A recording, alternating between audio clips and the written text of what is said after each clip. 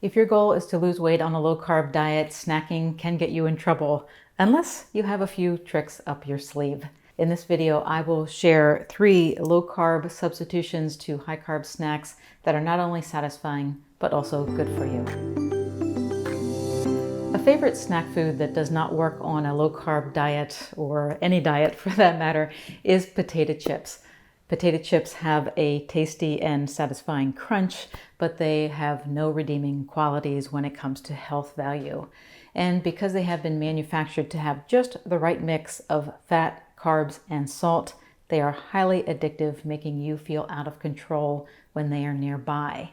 Some low-carb dieters have found pork rinds to be a satisfying alternative to potato chips because of their crunch and flavor. You can say that a pork rind is a step up from a potato chip based on the fact that they are high in protein and they do not contain carbohydrates.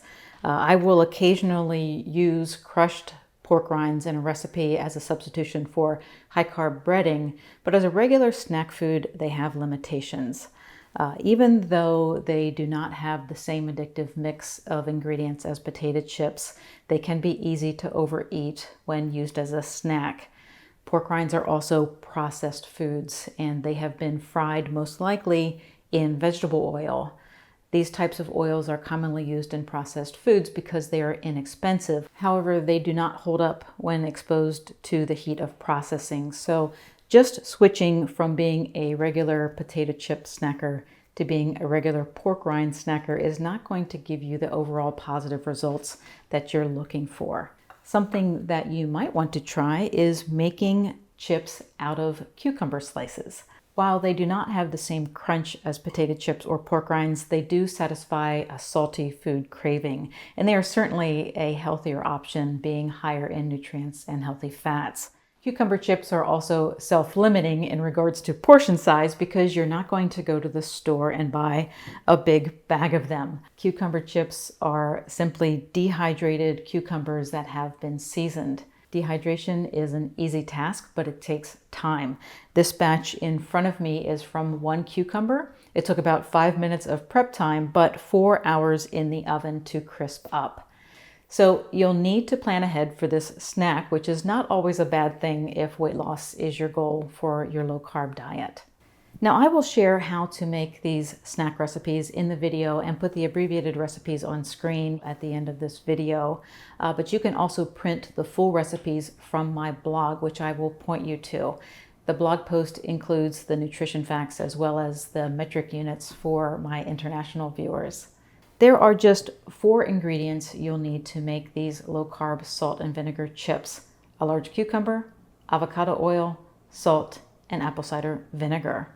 You can simply preheat your oven to 175 degrees Fahrenheit, slice the cucumbers into thin slices and pat them dry before combining them with the oil, salt, and vinegar. Once they are coated, you stick them in the oven until they are dry and gently brown. Now, admittedly, that is more work than opening a bag of potato chips, but you'll find these natural chips to be surprisingly satisfying, and the best thing is they won't derail your diet. Protein bars have a reputation for being healthy snacks. However, these packaged convenient foods rarely meet that standard, and the good tasting ones are often nothing more than a glorified candy bar. For instance, we picked up this box of protein bars from the grocery store shelf. It contains 12 grams of protein, but also contains 12 grams of added sugar with 19 total grams of carbohydrates. A healthy low-carb substitution for a processed protein bar is chicken salad that you can scoop up with celery for the added crunch. This serving in front of me has more than 15 grams of protein and less than 4 grams of carbs. If we compare that to the protein bar example, it is 3 grams higher in protein and saves you more than 15 grams of carbohydrates. Plus, there's no added sugar that is going to drive your sweet tooth, making it hard for you to stop snacking once you start.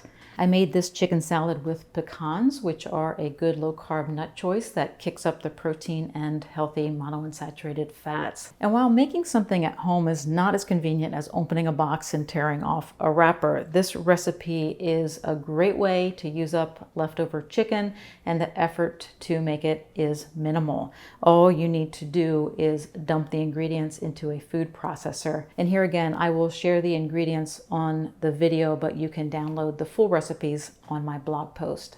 To make this recipe, I put pecans, red onion, celery, pre-cooked chicken, mayo, parsley, lemon juice, and mustard in a food processor, pulsed them together, and served it on celery sticks. This low-carb snack has everything you want in a snack. It has only 4 carbs, 2 of which are fiber. It's also packed with hunger-satisfying protein and healthy fats. There's just one place that you can go wrong with this snack, and it is with mayonnaise versus Miracle Whip. Mayonnaise is made from oil, egg yolks, and vinegar. Miracle Whip is made from oil, high fructose corn syrup, and vinegar. The high fructose corn syrup is a very unhealthy carbohydrate, so you are better off going with mayonnaise, and the best option is a brand of mayonnaise with avocado oil like this Primal Kitchen brand. Another high carb trap you can get into with snacking is breaded items. Breaded snacks are often made with white flour and breadcrumbs and then fried in vegetable oil, so they are high in carbohydrates and unhealthy fats. And while I'm not going to say that these lightly breaded and baked buffalo cauliflower poppers are as delicious as a deep fried processed snack, they will keep you on your diet and provide a bit of a spicy kick depending on how much hot sauce that you add. You can make a lower carb breading by using lower carb ingredients. For this recipe, I mixed together almond flour, Parmesan cheese, garlic powder, salt, and pepper. I used this breading to coat bite-sized pieces of cauliflower and then stuck them in a 350-degree oven for about 30 minutes. When they were done, I added the sauce, which is a mixture of butter and hot sauce.